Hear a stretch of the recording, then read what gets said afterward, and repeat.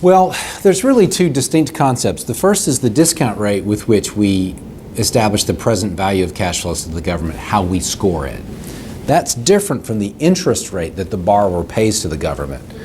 Some have asked if this type of accounting, fair value principles, some have asked, would this change the terms and conditions that the borrowers face, raise their borrower's interest rate, or some other impact?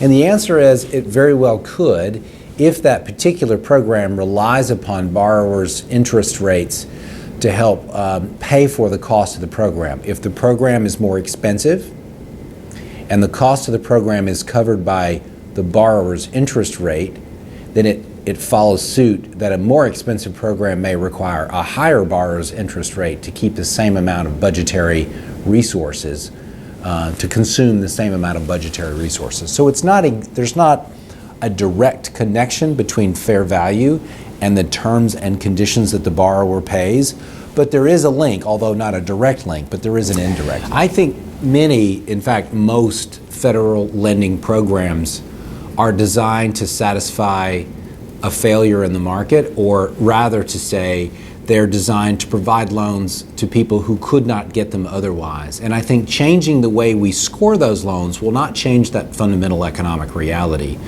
It is possible that for certain loan programs, if the borrowers have to pay more of an interest rate or a higher fee, that indirectly results from using fair value to score the cost of that program, then I think some borrowers might, on the margin, may choose not to participate in those programs.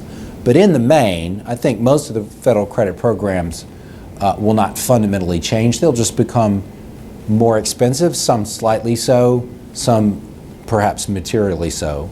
But in the main, I think the purpose of federal credit programs from a policy basis won't change.